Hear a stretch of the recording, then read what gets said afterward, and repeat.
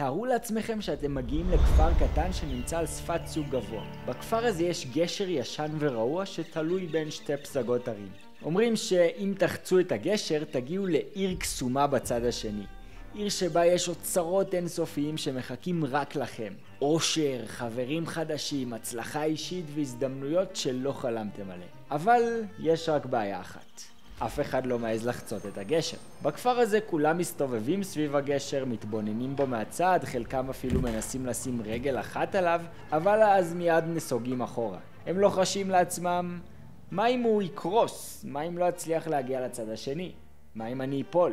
ככה עוברים ימים, שבועות ושנים, אף אחד לא עושה את הצעד הראשון. כולם רואים את העיר המריבה מרחוק, אבל אף אחד לא זוכה לראות אותה מקרוב. יום אחד מגיע לכפר בחור צעיר בשם דן. הוא שומע על העיר שבצד השני, רואה את הגשר ונשבע לעצמו. אני הולך לחצות אותו. הוא מתקרב לגשר, אבל כשכולם רואים אותו מתקרב הם מתחילים לקרוא לו, אתה משוגע, אתה תיפול, הגשר הזה חלש מדי. אבל דן לא מקשיב להם. הוא שם רגל אחת על הגשר, הגשר רועד, הלב שלו דופק, והוא מרגיש פחד שעולה לו בגרון. אבל אז במקום לסגת אחורה, הוא נושם עמוק, שם את הרגל השנייה ומתחיל ללכת. הגשר רועד מתחתיו, הרוח נושבת חזק וכל צעד מרגיש מסוכן יותר מהקודם. אבל עם כל צעד שהוא לוקח, הוא מגלה שהגשר לא באמת קורס, הוא רק רועד. ככל שהוא מתקדם, הוא מתחיל להרגיש משהו חדש. למרות הרעידות, למרות הפחד, הוא מבין שכל צעד שהוא עושה מחזק את הביטחון שלו. הגשר שהיה נראה כל כך חלש בהתחלה, פתאום מרגיש יציב יותר ויותר. ברגע שהוא מגיע לאמצע הגשר, הוא מסתכל אחורה ורואה את כל אנשי הכפר עומדים בצד השני, צופים בו עמומים. ואז בפעם הראשונה דן מבין, ביטחון עצמי לא נבנה כי הגשר התחזק, הוא נבנה כי אני לא ויתרתי והמשכתי ללכת. בסופו של דבר דן מגיע לצד השני של הגשר ומוצא את העיר הקסומה. האוצרות מחכים לו, ההזדמנויות נפתחות והוא מרגיש תחושת סיפוק מדהימה. כשהוא מסתכל חזרה לכיוון הכפר הוא מבין, מה שמפריד בין אנשי הכפר לבינו זה לא הגשר, אלא האמונה שלהם בעצמם. הוא לא חיכה שהגשר ייראה בטוח כדי לצאת לדרך, הוא פשוט התחיל ללכת, צעד אחר צעד, עד שהפחד שלו התחלף בתחושת הצלחה.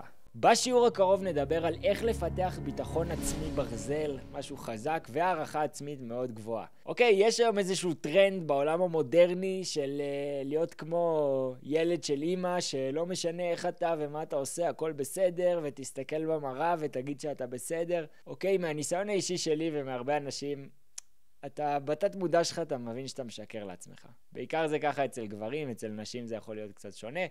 אתם יכולים להגיד לי בקהילה אם אצלכם זה מרגיש אחרת. אבל אם אתה בן אדם עצלן, ואתה לא ביעדים שלך, ואתה בעבודה שאתה שונא, והחברים שלך אתה לא מת עליהם, ואתה לא מת על איך שאתה נראה, ואתה לא מת על הכסף, ולא משנה מה, ואתה מסתכל במראה אחרי שראית איזה סרטון שאומר לך, תסתכל במראה, תגיד שהכל בסדר, ואתה טוב כמו שאתה. אוקיי, הרבה פעמים זה דווקא עושה את זה יותר גרוע. אתה מרגיש שאתה משקר לעצמך ויורד לך הביטחון. אתה מדבר עם אנשים, אתה לא מרגיש שאתה באמת יודע על מה אתה מדבר, ואתה לא מרגיש במקום שלך, אוקיי? ועד כמה שתסתכל במראה ותגיד לא משנה מה, לא תמיד זה יעזור. לרוב האנשים הם ירגישו שהם משקרים.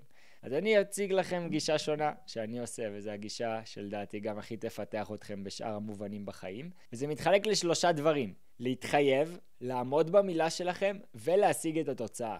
ברגע שתעשו את כל אלה ביחד, אתם תגדילו משמעותית את הביטחון והערכה העצמית שלכם. עכשיו בואו נפרק כל אחד מהם. החלק הראשון הוא להיות מסוגל להתחייב, להשיג, לעשות משהו, לא משנה מה, ואז לעמוד במילה שלכם, אוקיי? זה הדבר הכי משמעותי בלהעלות את הביטחון העצמי שלכם. כי מה זה בכלל תחושת ביטחון? תחושת ביטחון זה תחושת ודאות לגבי משהו מסוים, שאתם יודעים בוודאות מה יקרה. עכשיו, ביטחון עצמי זה כשאתם אומרים משהו ואז יודעים שאתם תעמדו בו, זה בעצם מפתח לכם את הביטחון העצמי שלכם. הם לא סתם מחרטטים. המילה שלכם באמת שווה משהו, היא לא סתם באוויר. אתם לא סתם אומרים משהו ויודעים שאתם לא תעשו אותו. אמרתי, עשיתי, ויהי מה, בלי תירוצים. כי אני יודע שאם אמרתי משהו ולא עשיתי אותו, אני פוגע במילה שלי, וככה אני פוגע בביטחון העצמי שלי. פעם הבאה שאני אגיד משהו, אז אני לא ארגיש כל כך בטוח לגבי מה שאמרתי, ואני ארגיש כזה כבוי ומקובץ. ואני ארגיש כאילו אני חרטטן, אני יודע שאני משקר לעצמי. אולי אחרים מאמינים לי, אבל אני עם ביטחון עצמי נמוך, כי אני יודע שאני מחרטט,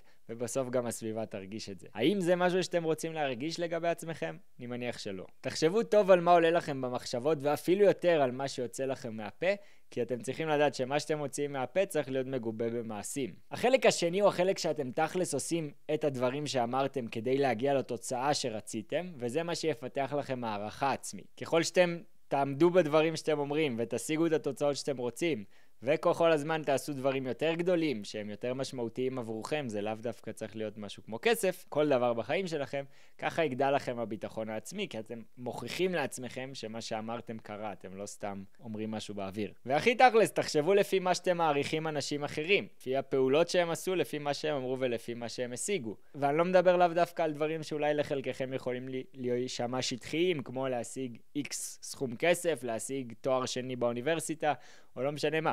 כל אחד יכול לתת משמעות למה הוא מעריך אותו, אבל לפי זה, אתה יכול להעריך בן אדם אחר, והוא יכול להעריך מישהו אחר, אוקיי? כל אחד והערכים שלו, ומה הוא חושב שזה הסטנדרט שלו להעריך בן אדם. ולפי זה אתם יכולים גם לראות שזה עובד ככה כלפי עצמכם, לא רק כלפי מי אתם מעריכים החוצה, אלא איך אתם מעריכים את עצמכם, ואיך הביטחון שלכם גובע ככל שאתם באמת משיגים תוצאות. אתם תפתחו הערכה עצמית חזקה ברגע שאתם תשיגו את התוצאה שהתחייבתם אליה, וככל שתגדילו את ההשפעה שלכם ואת התוצאות שלכם, אתם תהפכו לאנשים טובים יותר, משפיעים יותר, שמחים יותר.